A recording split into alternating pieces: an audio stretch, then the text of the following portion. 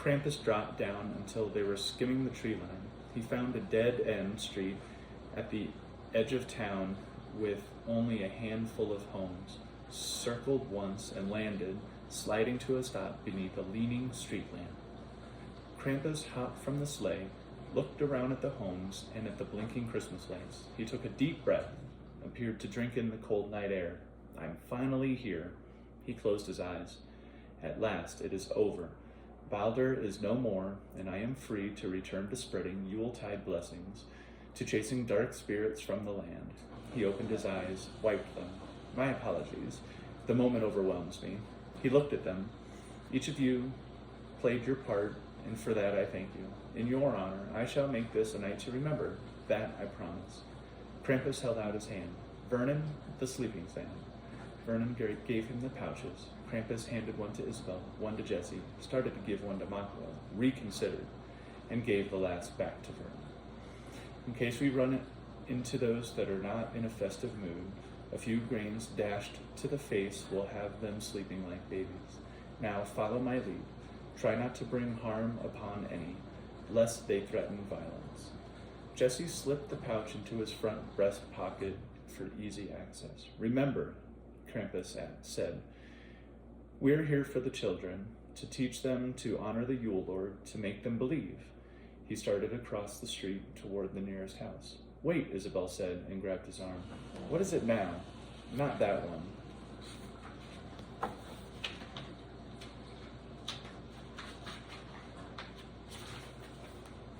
Not that one. Why not? They don't have kids. How can you know that? Look, no toys or bikes in the yards. No swing sets either. You want that one. She pointed to the house next up, where a tricycle lay on its side next to a brightly colored plastic play gym. Krampus gave her a nod and patted her on the head. Isabel, my little lion, you are full of surprises. He headed for the house, the bell snickles falling in line behind him. Little lion, Jessie snickered and patted Isabel on the head. Isabel socked him. Krampus spied a large plastic Santa on the porch as they headed up the walkway. He sneered. This home looks like it needs reminding of what Yuletide is truly about. Krampus stepped up to the porch, picked up the plastic Santa, and chucked it out into the yard. We're gonna get shot, Chet mumbled, and for once Jessie found himself in full agreement with the man. Jessie felt sure that before the night was over, one of them, or maybe all of them, would be lying in someone else's living room full of buckshot.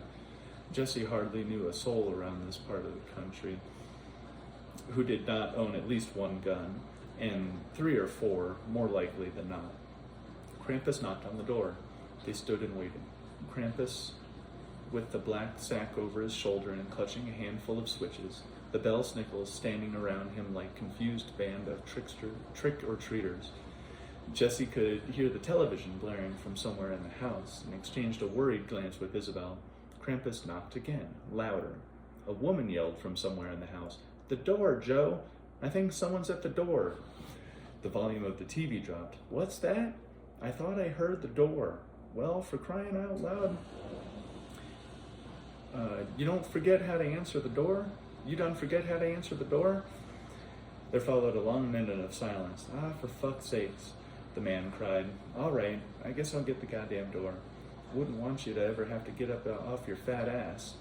They heard slippers clomping through the door, toward the door.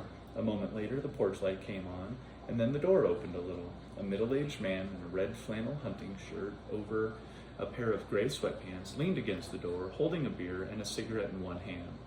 The man was drunk, but not too drunk to see that Krampus wasn't who he'd been expecting. "Are there any good children in this dwelling?" Krampus asked. The man's eyes grew wide. He stumbled back several steps, losing both the beer and the cigarette. All at once he appeared to sober up and made to slam the door shut. Krampus extended his hand, knocked the door back, and the man to the linoleum. "Yule cheer to one and all," Krampus called and pushed in, stepping over the man and heading down the hall. The Shawnee pounced on the man, pinned him. The man started hollering, and Makwa raised his fist. Isabel grabbed Makwa's arm before he could land a blow. "No, bad," Isabel cried. "Stop it." Jessie fumbled sand into the man's face. The man squinted. looked as though about to sneeze, and then his head lolled over and he was out. The Shawnee appeared disappointed. Jessie managed to let out a half-breath before a woman's scream came down the hallway. Isabel and Jessie shoved their way past the Shawnee, intent on beating them to whatever trouble Krampus had gotten into now. It was a woman, about the same age as the man, wearing an almost identical outfit of red flannel hunting shirt and sweatpants. Krampus had her trapped over in the corner of the room, behind the Christmas tree. The Yule Lord was plucking ornaments off the tree and smashing them into the fireplace. He held up a sparkling glass Santa. No, no, no, he scolded and threw it at her. It smashed to pieces against the wall, and she let out another cry. No more Santa Claus, ever. You want to know why? He didn't wait for her to answer. Because he's dead, he snarled.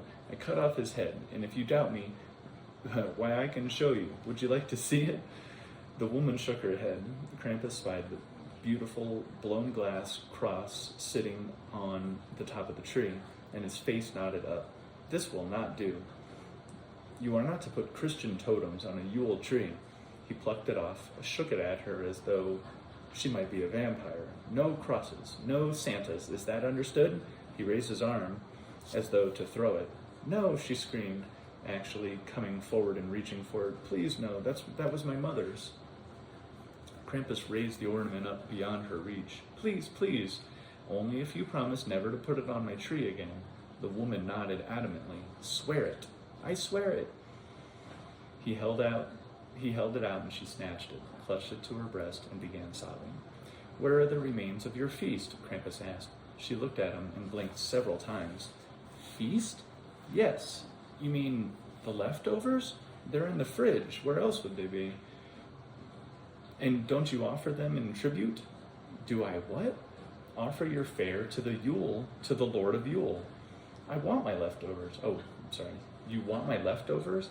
She appeared unsure whether to laugh or cry, but undoubtedly wanted to say whatever might end this whatever might send this demented demon away from her. Sure, you go right ahead. Kitchen's that way, she pointed. Knock yourself out. Good. Your Yuletide offerings will bring you many blessings for the coming year. Krampus headed toward the kitchen, leaving the lady trembling in the corner, still clutching her mother's ornament. Isabel and Jessie scooted over to the woman. Sit down, Isabel said. What? Why? Are you going to hurt me? No, Isabel said. No one's going to hurt you. Now just sit. The lady did as Isabel tossed a pinch of sleeping sand in her face. A few seconds later, she was out. Isabel gingerly plucked the ornament from her arms and set it on the mantel. Something crashed in the kitchen. What now? Isabel asked. He did promise us a night to remember. Yes, sir, I'm afraid he did at that. Two of them peered into the kitchen. The refrigerator stood wide. Whippy was pulling dishes from the fridge and handing them to Nippy. A large ceramic tray sat at the corner. The tin foil peeled back, exposing a half-carved turkey in a bed of cornbread dressing. Makwa, Chet, and Vernon were shoveling handfuls into their mouths, not even bothering with utensils. Vernon glanced up, a guilty look on his face. What? I'm starving. Christ, we haven't eaten since, what, yesterday? Or was it the day before?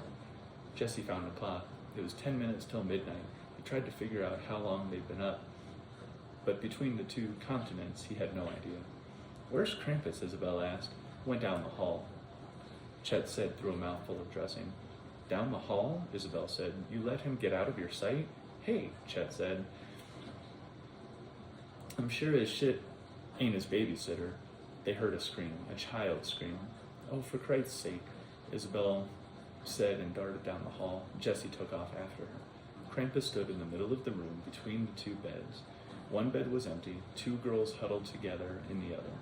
Jessie guessed one child to be 9 or 10, the younger one about the same age as Abigail. The girls were pressed into the corner atop pillows and stuffed animals. As far from Krampus as they could get. Both were crying, clutching each other, trembling, their eyes full of terror. Krampus took a step forward, and the girls let loose a shrill scream, kicking their legs as though something was biting them. Jessie couldn't stand it. Could only think of his own daughter.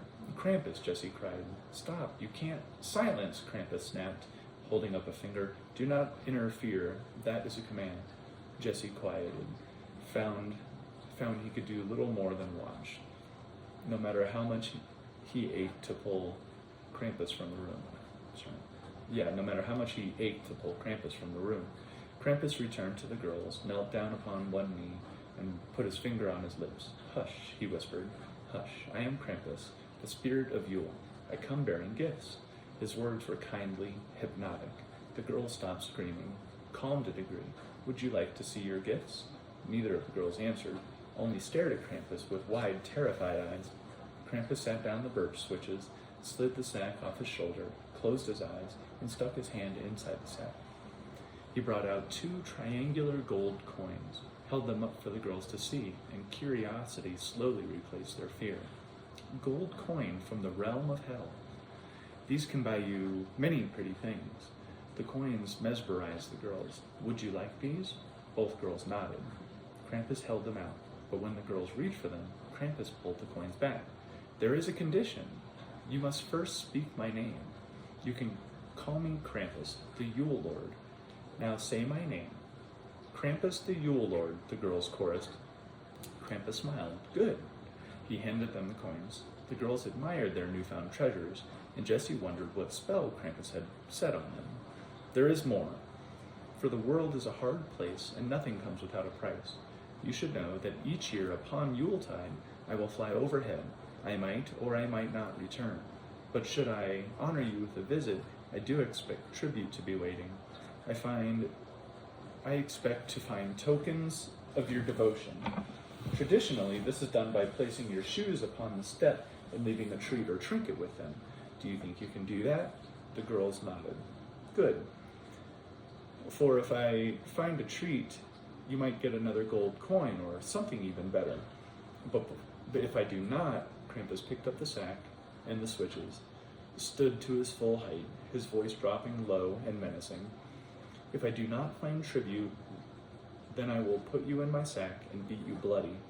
He smacked the sack once soundly with the switches. The girls jumped back. Jessie thought they might start screaming again. "Will I find shoes full of treats next winter?" Both the girls nodded adamantly. "Good. And what is my name?" "Krampus," they said together. "Good." He patted them atop their heads. "Good night, my little sugar plums. Sleep tight." Krampus left the room. Isabel sprinkled them with sleeping sand and tucked them in. They looked like sleeping angels. Jessie wondered how much they would remember come morning. He hoped not much. Hoped they wouldn't wake up screaming every night.